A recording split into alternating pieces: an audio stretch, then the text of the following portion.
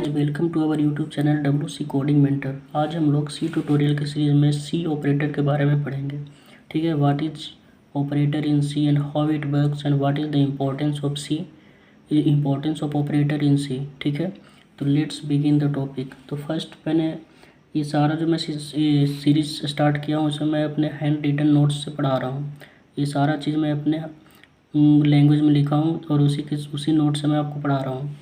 तो देखिए यहाँ पे मैं लिखा हूँ कि ऑपरेटर्स इन सी। तो ऑपरेटर सी में क्या होता है, तो उसके बारे में मैं लिखा हूँ कि an operator is a symbol that performs mathematical और लॉजिकल ऑपरेशन ऑन ऑपरेंड्स। ठीक है, ऑपरेटर क्या होता है, एक सिंबल होता है जो मैथमेटिकल या लॉजिकल ऑपरेशन किसी ऑपरेंड पे परफॉर्म करता है। सपोज हम यहाँ पे लिखते हैं ए प्लस बी। ठीक है, देन प्लस जो हो गया यहाँ पे, ये क्या हो गया, ऑपरेटर, एंड ए और बी जो वैल्यू है वो हो गया ऑपरेंड। तो इन दोनों ऑपरेंड पे जो ऑपरेशन परफॉर्म करता है उसी को क्या बोलते हैं, ऑपरेटर। ठीक है, देन मैं लिखा हूँ कि it tells the compiler to perform a specific function according to the operator. Operator क्या करता है, कंपाइलर सी ये बोलता है कि जो भी ऑपरेटर हम लगाए हैं उसके अकॉर्डिंग आप टास्क परफॉर्म करिए, उसके अकॉर्डिंग आप फंक्शन परफॉर्म करिए। ठीक है, देन आते हैं कि सी लैंग्वेज में कितने ऑपरेटर होते हैं। तो यहाँ पे देखिए, C language has rich set of operator of following types. C language में नीचे लिखे टाइप का ऑपरेटर होता है, जिसमें आपका फर्स्ट हो गया arithmetic operator, then relational operators, फिर लॉजिकल ऑपरेटर्स, फिर bitwise operators and assignment operators. कुछ और भी मिसलेनियस ऑपरेटर होते हैं जो हम लोग पढ़ेंगे। ठीक है, तो सबसे पहले आते हैं अरिथमेटिक ऑपरेटर पे। तो अरिथमेटिक ऑपरेटर क्या करता है, operators that performs arithmetic operation. वैसा ऑपरेटर जो अरिथमेटिक ऑपरेशन को परफॉर्म करता है उसे बोलते हैं अरिथमेटिक ऑपरेटर, जैसे कि plus, minus, multiplication, division, modular, then increment और फिर डिक्रीमेंट। ये क्या है, अरिथमेटिक ऑपरेटर है। ठीक है, तो इसको एक एग्जांपल से समझते हैं कि ये क्या करता है। देखिए यहाँ पे मैं एक प्रोग्राम लिखा हूँ जिसमें हम अरिथमेटिक ऑपरेटर को देखेंगे अरिथमेटिक ऑपरेटर को देखेंगे। तो यहाँ पे क्या लिखा हुआ है, वर्ड मेन। ठीक है, प्रोग्राम का स्टार्टिंग हो गया। यहाँ पे मैं दो वेरिएबल लिया हूँ ए एंड बी। ए में क्या है 41 और बी में क्या है 20, और एक तीसरा वेरिएबल लिया हूँ सी। ठीक है, तो हम जो भी इस कोई भी ऑपरेशन परफॉर्म करेंगे ए और बी पे, उसका वैल्यू हम सी में स्टोर करेंगे। इसलिए हमें तीसरा वेरिएबल ले लिए हैं सी। ठीक है, तो देखिए फर्स्ट पे क्या किया है, C equal to A plus B. तो प्लस ऑपरेटर क्या करता है, ए एंड बी के वैल्यू को ऐड करके सी में असाइन कर देगा। ठीक है, तो वो हो गया आपका प्लस का जो साइन है उसका यूज, यानी कि दोनों के एडिशन को परफॉर्म करेगा। और फिर इसका वैल्यू हम प्रिंट ऐप के थ्रू प्रिंट कर लिए हैं। उसके बाद देखिए माइनस का है, सेम चीज़ है सब्ट्रैक्शन का, ए में से बी को सब्ट्रैक्ट करेगा एंड सी में असाइन कर देगा। ठीक है, और इसका वैल्यू हम प्रिंट कर रहे हैं। उसी तरह से मल्टीप्लिकेशन पे आते हैं, तो ए प्लस बी को मल्टीप्लाई करेगा और उसका वैल्यू सी में असाइन कर देगा, और प्रिंट ऐप के थ्रू हम इसका वैल्यू को सिंपली प्रिंट कर ले रहे हैं। देन आते हैं डिवीजन पे। डिवीजन क्या करेगा कि ए के वैल्यू को बी से डिवाइड करेगा और उसका जो कोसेंट आता है यानी कि जो भागफल आता है उसको सी में स्टोर कर देगा, और हम लोग क्या कर रहे हैं, सी को सिंपली प्रिंट कर ले रहे हैं। देन आते हैं मॉडुलर पे।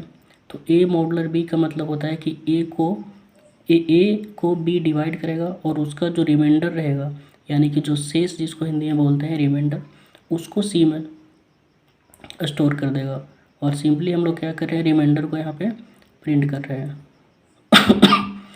देन आते हैं इंक्रीमेंट पे। A C equal to A plus plus.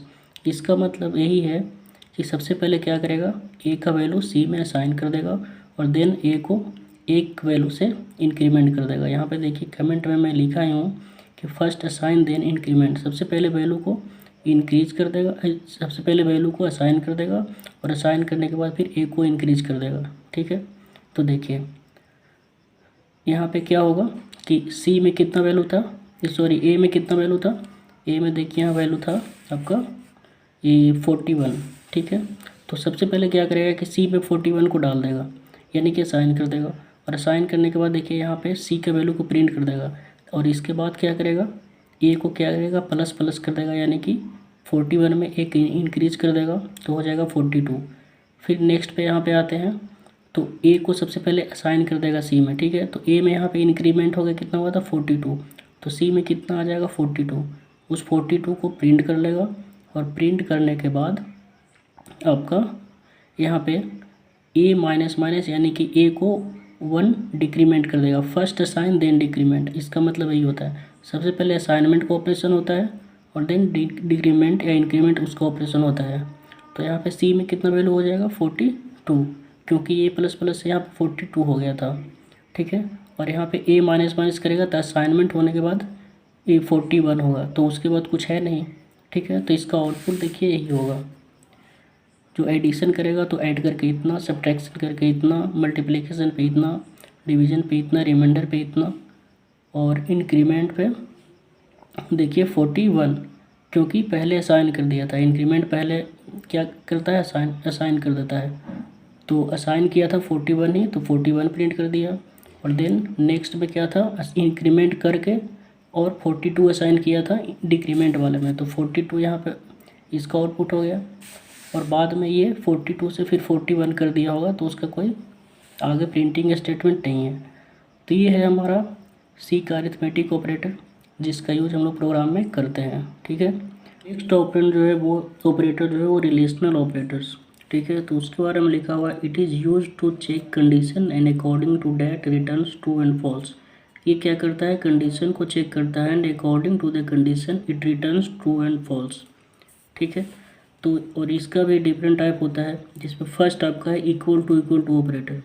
इसके बारे में लिखा हुआ है कि use to check the value of two operands equal और नॉट। ये दो ऑपरेंट के वैल्यू को चेक करता है कि इक्वल है या नहीं है। इफ़ इक्वल रिटर्न्स ट्रू, यदि वैल्यू इक्वल रहता है तो ये ट्रू रिटर्न करता है। एग्जाम्पल में ए इक्वल टू बी, और इसका यूज इफ़ कंट्रोल स्टेटमेंट के साथ किया जाता है। If A equal to B, अगर ये दोनों इक्वल हो तो ये क्या करेगा, ट्रू रिटर्न्स करेगा, अदरवाइज क्या करेगा, फॉल्स रिटर्न। देन है नॉट इक्वल टू क्या करता है, it also checks values are equal और नॉट। ये भी चेक करता है कि वैल्यू इक्वल है और नॉट या फिर इक्वल नहीं है। If not equal returns true, और ये क्या करता है, इफ़ वैल्यू इक्वल नहीं है तब क्या करता है, ट्रू रिटर्न करता है। अगर वैल्यू इक्वल हो जाता है तो ये फॉल्स रिटर्न कर देता है, ठीक है, यानी कि इसका अपोजिट। देन है greater than, checks the value of left operand greater और नॉट। ये लेफ्ट ऑपरेंट के वैल्यू को चेक करता है कि राइट वाले से ग्रेटर है या नहीं है, और अगर ग्रेटर रहता है तो ट्रू रिटर्न करता है, अदरवाइज ये फॉल्स रिटर्न करता है। देन है आपका less than, checks the value of right operand greater than और नॉट। ये राइट ऑपरेंट के वैल्यू को चेक करता है कि लेफ्ट से बड़ा है या नहीं है। अगर राइट ऑपरेंट का वैल्यू लेफ्ट से ग्रेटर होता है तो ये क्या करता है, ट्रू रिटर्न करता है, अदरवाइज फॉल्स। देन है ग्रेटर देन और इक्वल टू। इसका मतलब यही है कि या तो ग्रेटर देन हो या इक्वल हो, दोनों में से कोई भी सही होना चाहिए, यानी कि दोनों में से कोई भी कंडीशन सेटिस्फाई होना चाहिए। इसके बारे में लिखा हुआ है कि checks the value of left operand greater than और इक्वल टू राइट ऑपरेंट। ये लेफ्ट ऑपरेंट के वैल्यू को चेक करता है कि राइट वाले से ग्रेटर है या फिर इक्वल है, या अगर ग्रेटर हो या फिर इक्वल रहे तो ये ट्रू रिटर्न कर देगा, अदरवाइज ये फॉल्स रिटर्न करेगा।